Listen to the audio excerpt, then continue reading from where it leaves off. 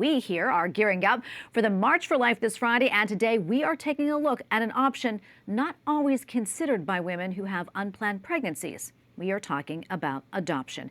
In fact, the U.S. Conference of Catholic Bishops applauds and encourages adoption, saying in part when a child is abandoned, orphaned, or born to parents who decide that they are unable to make and fulfill a promise to God about the care of the child, adoption can be the best alternative. And joining us now to talk more about this is Terri Marcroft. She is the founder of Unplanned Good, an organization spreading awareness about adoption and promoting it as a viable option to women dealing with unplanned pregnancies. Terri, great to see you again. A lot to talk to you about. But first, for those who may not be familiar with Unplanned Good, tell us more about it and remind us why you started the organization. Sure. Unplanned Good, our mission is to let people know more about modern adoption now, how it works these days, because it's changed so much in the last 20 years, and it's become healthier and happier, more transparency, less secrets. So it's just better all the way around now, our standard practices in the US. So since people don't know about that, they can't advocate for it. And so we want people to understand what adoption looks like these days and how many of the decisions are up to the woman facing the unplanned pregnancy. That's really a key part of it. And the reason I got involved in this is because my husband and I were so blessed to be able to adopt our daughter at birth. And that was 25 years ago. So for a while, I was busy raising her and then got busy with this as soon as she finished college. Yeah, so you know all about firsthand the gift of adoption. Mm-hmm. Terri, when you talk to these women who are in crisis pregnancies, what do they typically tell you? You know, in particular, maybe why they're considering an abortion. There are lots of reasons that they don't believe they can parent right now. So they may not have a partner, they may not have an income or a degree, or many reasons they're not in the ideal setting to parent. But that's one of the reasons we want to draw a distinction between the parenting decision and completing the pregnancy. Because with open adoption now and the beauty of adoption, you could actually explain that it's possible to complete the pregnancy and then choose parents. You don't actually have to be the parent. Yeah, and when you talk more about that with adoption with them, I mean, what's been their reaction?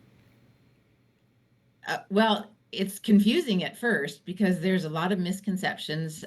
People confuse adoption with foster care. But certainly across the board, people don't know much about adoption. So as soon as we say, you know, you could be in the driver's seat with this, you could choose parents, you could choose race, religion, age, location, you could choose a stay-at-home mom or a career mom. It's all up to you.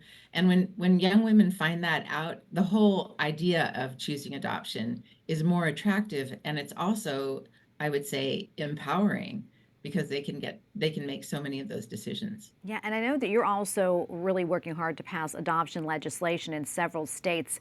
What more can you tell us about this and the nature of those bills? Well, the first round of legislation, which was in the beautiful state of Idaho last year, we passed an adoption education bill, which brings adoption information into the health ed classes, the sex ed classes, because they're already talking about contraception and STDs and everything related. Now, Idaho schools will be talking about adoption, and they'll be explaining modern adoption. That means that women will no longer be choosing between abortion and single parenting just because they don't know that there's another option. So that was very exciting that Idaho passed that last year, and then three other states are following suit now in the new session of 2025. It's the same education bill is being introduced in California, Oregon, and New Hampshire this month. And so we consider that to be very exciting. Yeah, it definitely is. Before I let you go, Terri, you know, what would you like to say to a woman who may be watching right now who's facing an unplanned pregnancy, or maybe, you know, someone who knows somebody who's in that situation? What would you tell them about adoption? We're all empowered to suggest it and to encourage it. And so for anyone who's a grandparent or an aunt or an uncle or a teacher, they're all empowered to suggest it. For the woman, I would like her to know Read some stories about women who've chosen adoption and see how they feel about it 5 or 10 or 20 years later. They're proud of themselves because they've created a new family, and that's a great feeling. Absolutely. Always choosing life is great. Terri, thank you so much, and God bless you. Thank you, Terry Tracy.